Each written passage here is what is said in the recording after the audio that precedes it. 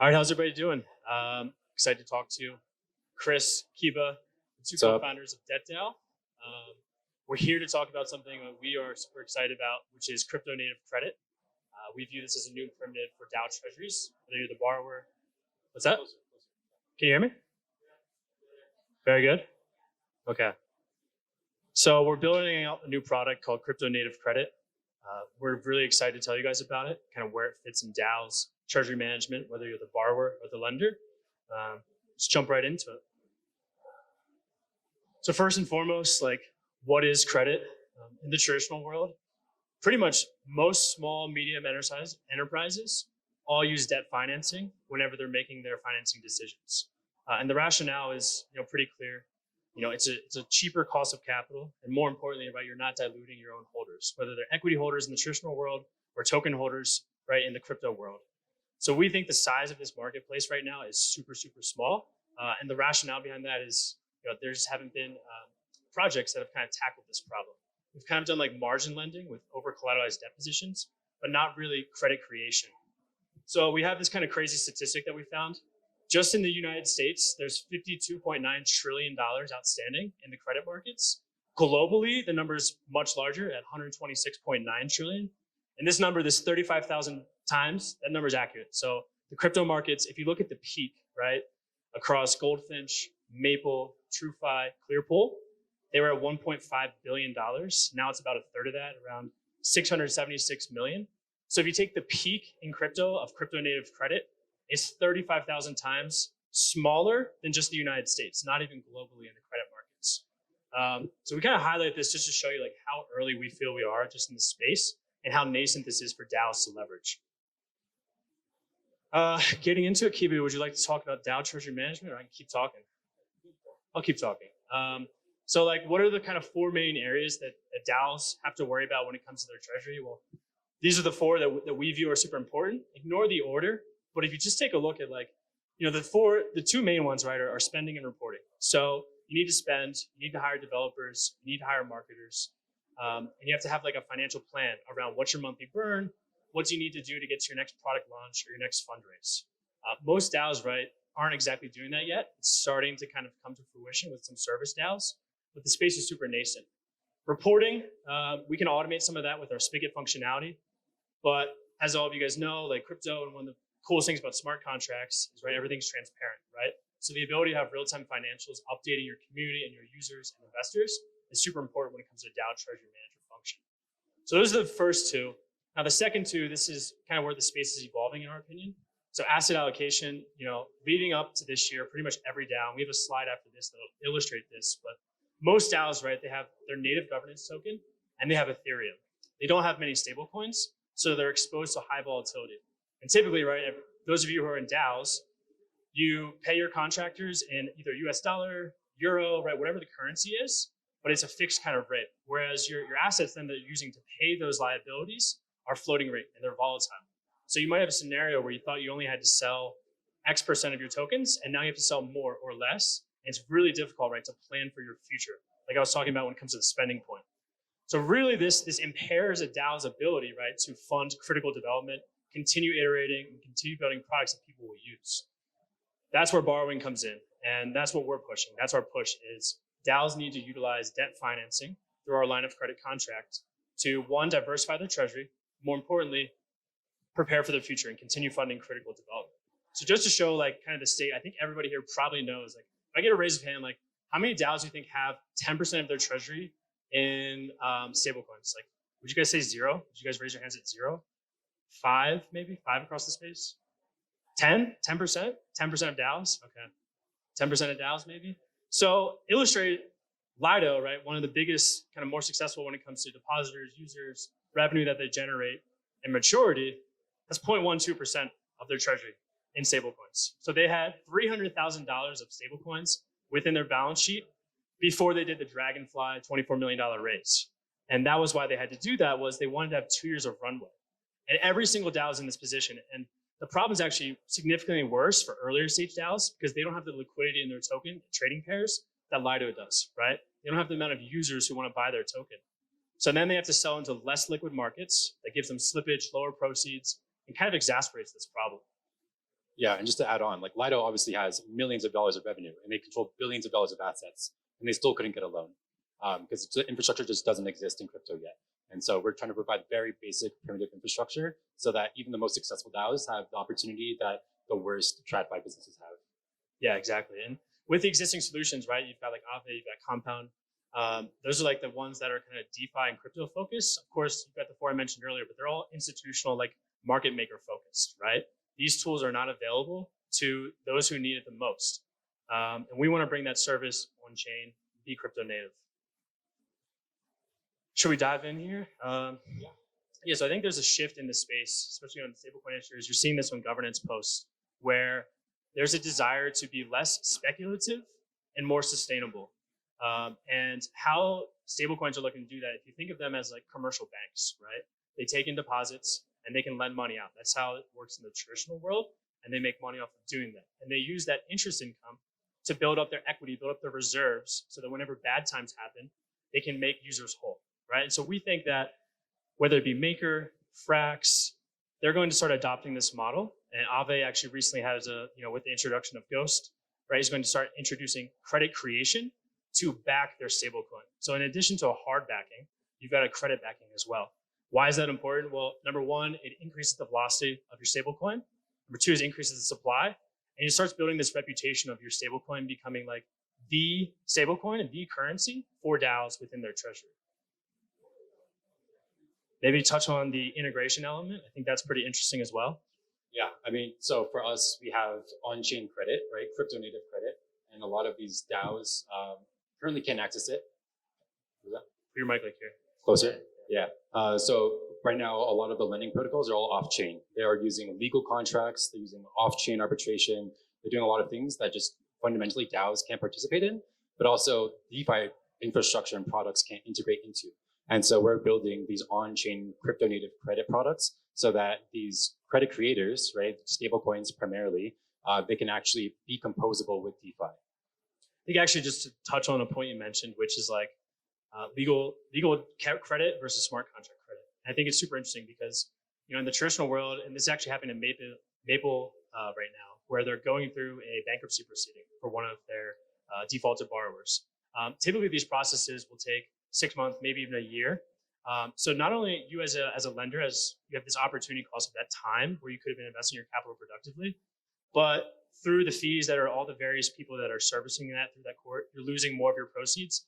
And then additionally, right, as time gets on, the public starts learning about the intricacies of this business that's defaulted, and ultimately the bidding price starts going lower. So like your recovery rate in the traditional world is like maybe 35, 50%, depends on the asset, depends on the geography. But one thing we're speculating is with smart contracts and this composability, you'll have a much quicker return and be able to then deploy that capital within the ecosystem in a shorter time frame. And for these stablecoin providers, it also reduces counterparty risk. Like MakerDAO has been going through this whole legal process where they're creating their own entities and they're arguing about should they hold US treasuries, should they be investing into real world assets because it's not necessarily composable with like the concept of being crypto. And if you're doing fully on-chain credit, you don't have that counterparty risk where you're reliant on like the US legal system or some kind of arbitration court. You know that it's smart contract based. There's no counterparty risk. There's very defined rules, and it's a lot easier to price that risks now. And actually, that's the biggest risk in credit markets, right? Counterparty risk. That's what you're pricing. So if you're able to eliminate that to an extent, right, I think that makes this market ultimately more beneficial for borrowers because they'll get lower rates. This is like just an illustration that Kiba, we should probably walk through and tell everybody how our architecture works. You want to take it away? Yeah. So initially what we're building at DAO is like right here, this line of credit product. That's our initial first primitive that we're building, which just allows DAOs and basically any on-chain entity, could be anyone that has a wallet address, to take out a loan. And this is the first time that anyone's able to do this on-chain. And we're hoping that it will be very popular with these stablecoin providers because they want to increase their credit and increase the supply of their stablecoin by providing credit to these DAOs. But it's kind of difficult to price that risk. Right now, it's not fungible, right? Individual positions are per lender, per token, so you can't really trade the debt on the secondary market, things like that. So we're building out this pooling layer, which will basically be kind of like a securitized bond, you can think of it like that, where there's multiple different loans within one pool. So you deposit into the pool, and you're automatically exposed to multiple different borrowers. They're all earning different interest rates, but you're kind of getting the aggregate exposure to that.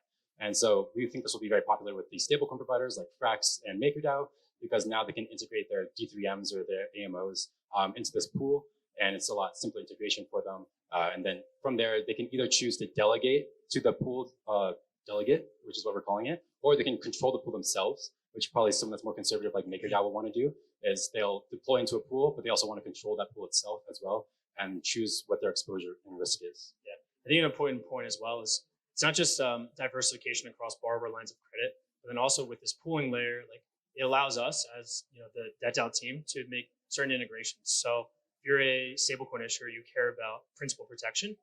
So we could theoretically, have an integration where we create a tranche offering where we've got pool delegates who are doing the underwriting and they're taking on more risk, but they're providing credit enhancements to stablecoin issuers who are getting a lower rate of return, but significantly more certainty that their principal won't be reduced, which we think is super important.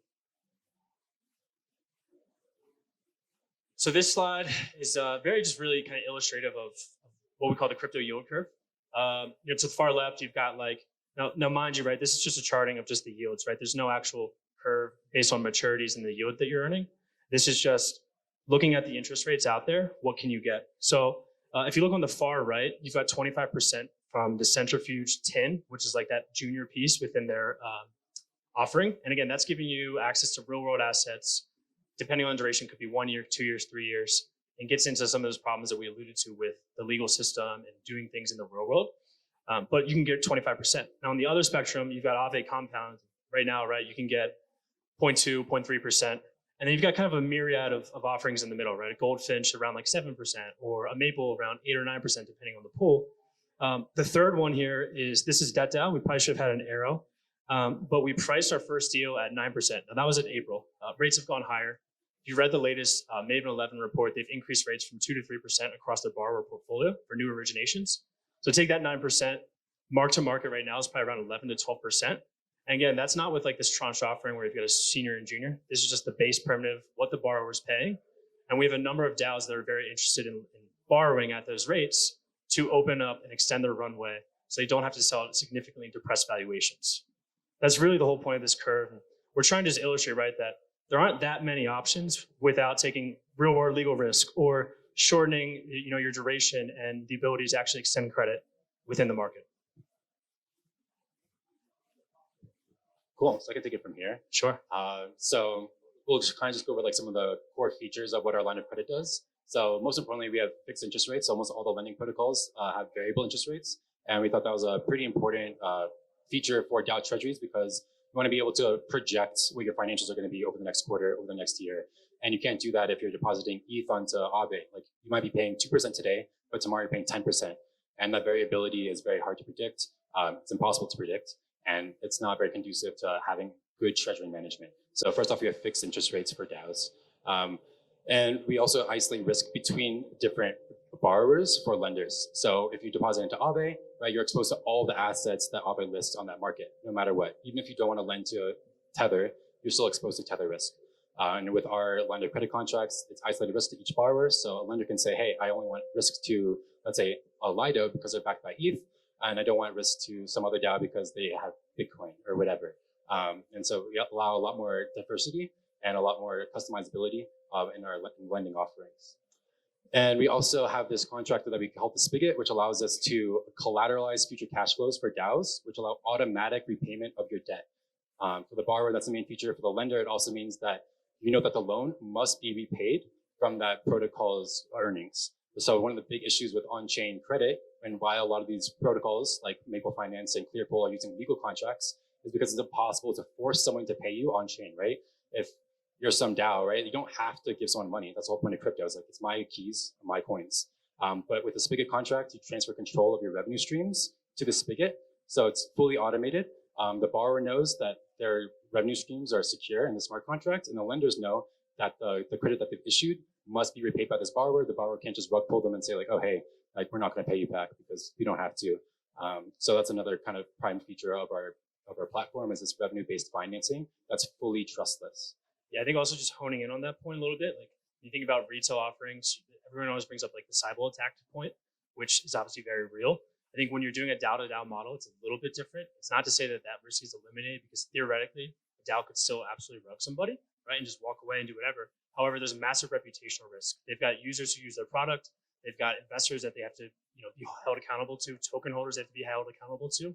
Should that ever happen, right, in a marketplace like this, there's going to be massive implications within the broader market from their token price to other lenders ever potentially lending to them, right? So it's really, they're disincentivized to do so, and they actually are incentivized to make their lenders whole and try their best, right, to do that, because otherwise it could be a scenario where their competitors then get the immediate proceeds from lenders withdrawing capital from them and sending it to their depositor, or their competitors.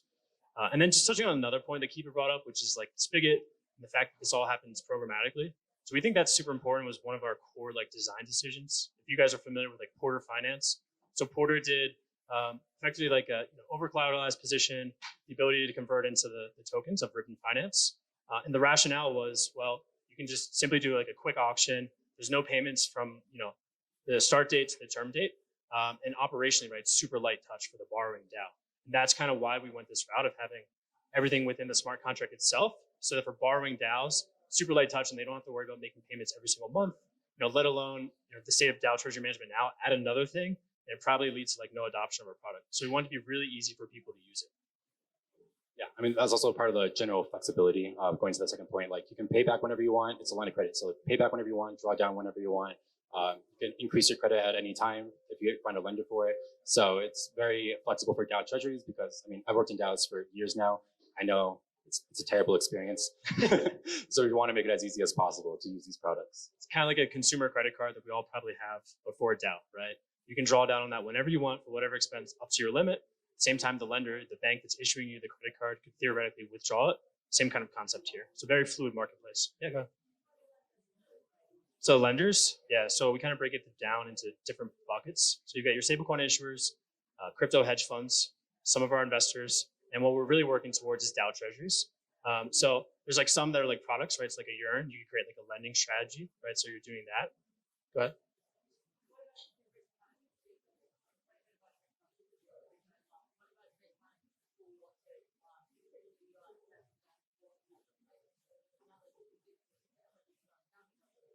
For lenders.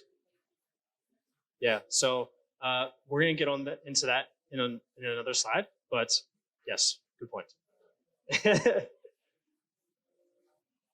So, I mean, we kind of touched on this. We might want to skip it unless you want to bring anything up specifically. No, I think we should definitely go into this, the use cases for DAO specifically. So not only can you just use debt financing for your operations, which is kind of the simplest and easiest use case for DAOs because everyone has to pay contributors, and a lot of contributors want to be paid in stablecoins, not the DAO token.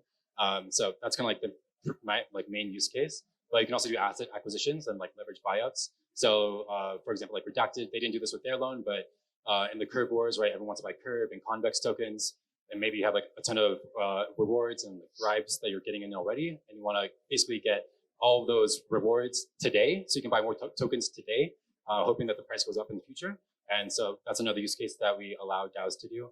It's just leverage acquisitions.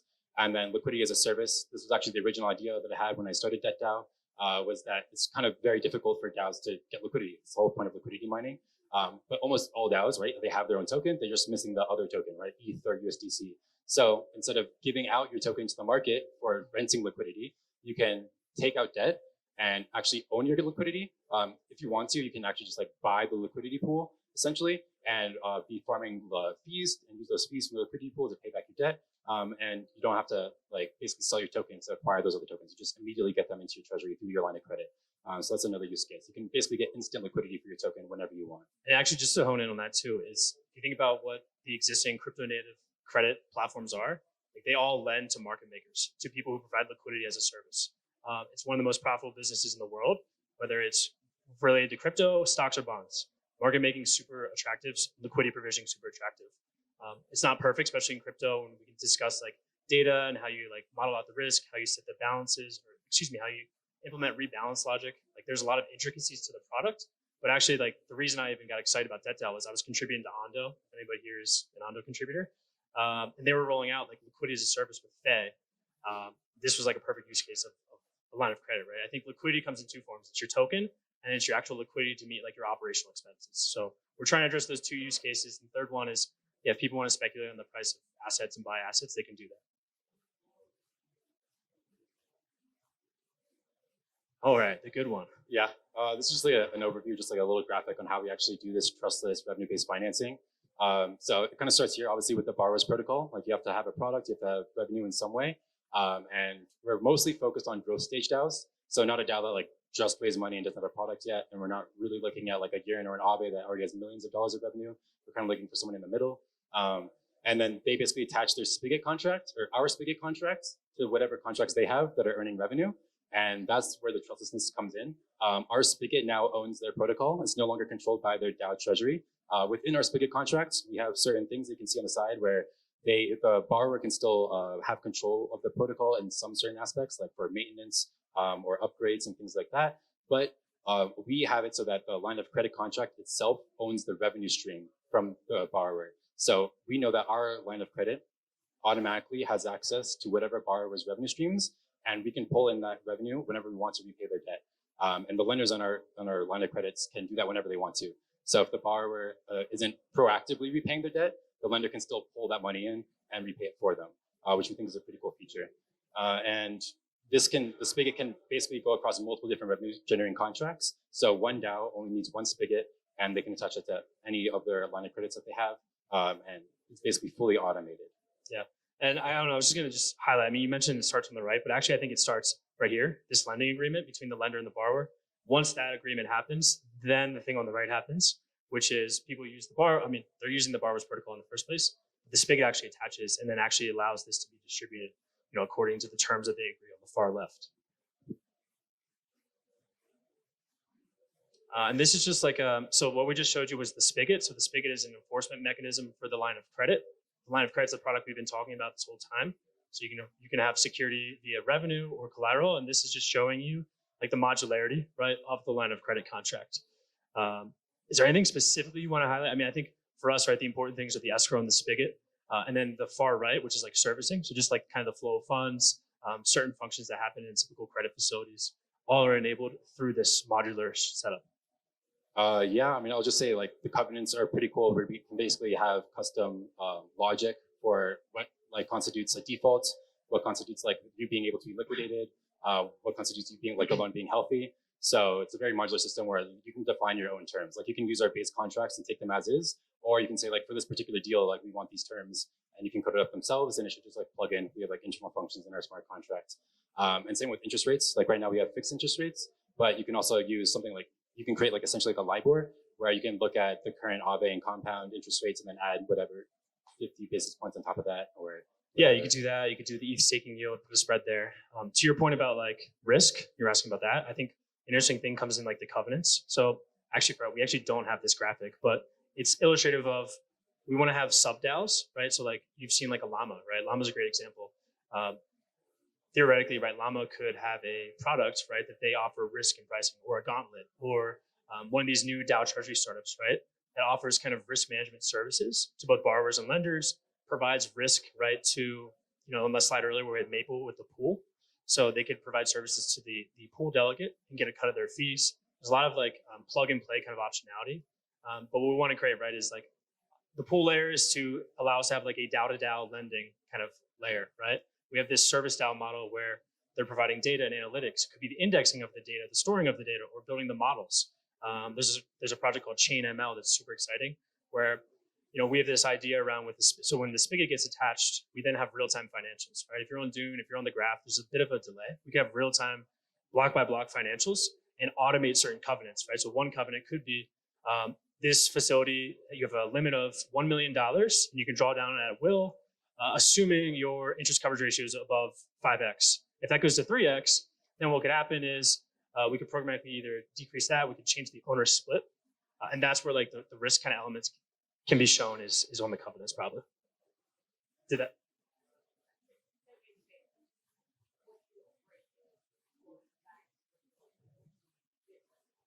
Yes. Exactly.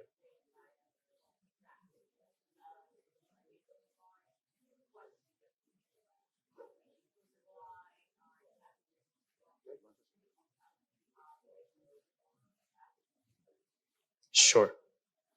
So I think for everybody who didn't hear, the question was like, why would you use our solution, the line of credit, versus like an Aave or Compound? Is that correct?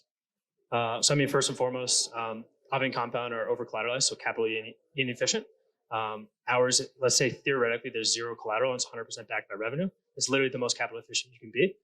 Even if it's 20%, it's more than 5x more capital efficient. That's number one. I think number two is we don't have automatic liquidations as well. So there's an arbiter function we can get into. But on Aave compound, right? Again, there's a point about like DAOs and how they manage their treasuries. It's not always the best operationally. So if they're managing like collateralized deposition, the market moves. Maybe one signer on the multi-sigs on the other side of the world, and they're unable to like take advantage of it quickly. So I think that's another use case. And then, yeah, I think I already kind of hammered that point, but the revenue is like super exciting about it. So like getting credit on your future productivity is not available right now in the market. Would you add anything, Kiba? Also just like the customized terms, right? So let's say take Yearn, for example, like Wi-Fi is a very liquid token. It's on Maker, it's on Aave, it's on all these platforms. But they could still get a better offer in like a peer-to-peer marketplace than they would on one of these generalized platforms. Because the generalized platforms have to take a lot of different things into account, right? But if you're lending to a specific user, then you know, like sure, you might be taking counterparty risk and some credit risk and these other things. But for the borrower and the lender, they also might get better terms in terms of interest rates and whatever. Sure, we can talk offline. Yeah. Actually, do you want to go back to the last slide? Because I was actually thinking about the spigot. We can talk about repossessing protocols. Yeah, get it. Yeah, you like that. Go ahead. I do like repossessing protocols. Yeah. So with the spigot, we actually take control of the borrower's revenue generating contracts. So we are the owner of the contract. Well, the spigot is the owner, and the spigot is then owned by our line of credit contract.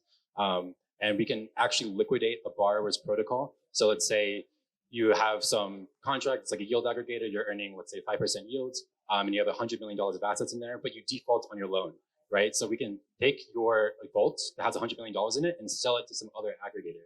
And now they basically have bought your business from you because you defaulted on your loan. And we think that's pretty cool because it's another avenue where we can have recourse for lenders fully on chain.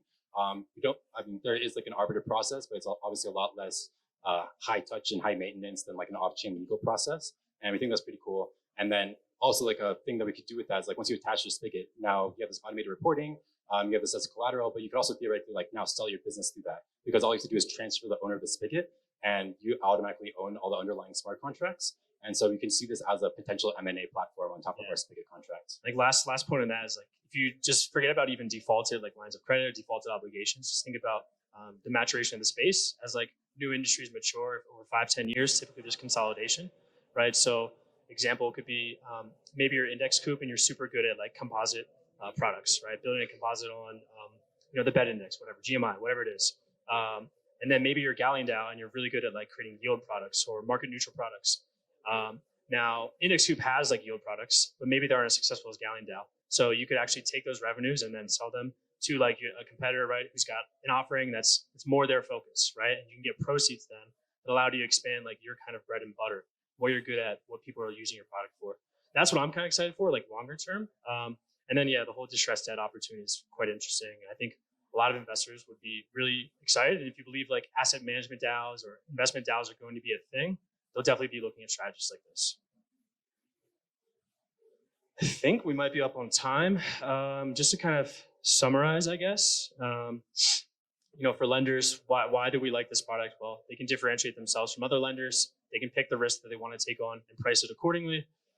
They have this ability now, like trustless assurances, right? That they will, they don't have to trust the other side. They can just trust the smart contract will enforce it the way that it's written. The logic will be implemented. The other thing is that fluidity point, right? So should economic conditions change and their view changes, they can withdraw, on demand. And we can talk offline about repayment queues because again, we're bumping up on time. For borrowers, it's pretty obvious. You have on-demand liquidity, you have access to capital you previously didn't have. It's non-dilutive. It's really low cost of capital. Allows you to expand other products, allows you to build liquidity in your token, and theoretically allows you to buy other assets that you might have a view on that are undervalued. Cool. Does anyone have questions that we could answer before we wrap it up? Sure. Within DAOs, so DAOs are your main customers on the borrower's side. Sure. You within DAOs will be making these decisions, and how do you go to market with them? Who's making what decisions? Sorry. The decision to engage with your protocol. So it'll depend on the DAO, right? Like some DAOs, certain things have to go on chain. Some DAOs, everything's on chain. It really just depends on the project. Typically, there's a treasury manager. A lot of these like growth stage projects that we talk to. And then we'll talk with like them and some of like the key stakeholders or token holders maybe. Who again, if they have a governance process, we obviously want to talk to them and get them on board. And like right now, it's pretty hands-on, but like what we're envisioning, right, is as we launch the smart contracts to the back end, we have our front end. Ideally, other people build front ends as well, and that provides kind of information that lets them have that discourse on their own without us kind of being involved. So just providing them, again, like you said earlier, like the infrastructure, the tooling, participate, and we'll just be the technology. Yeah, I can imagine it will change all the time, as you say, but it's hands-on experience now. Yeah, like right now, it's like literally like I'm running like queries and like taking the data and putting it into models and like giving it to lenders, talking to borrowers about it. But like ideally, that changes over time. That's what we're working towards. Well, I thank you guys for coming and joining our talk. If you scan the QR code, it's our link tree for our documentation. If you guys want to build on top of us, if you want to integrate, we've got our Twitter page on there if you want to follow us. And then we're upstairs. If you guys, anybody wants to talk, we'd love to talk with you guys. And we'll be having a workshop in like 2 hours. So thank you guys for your time.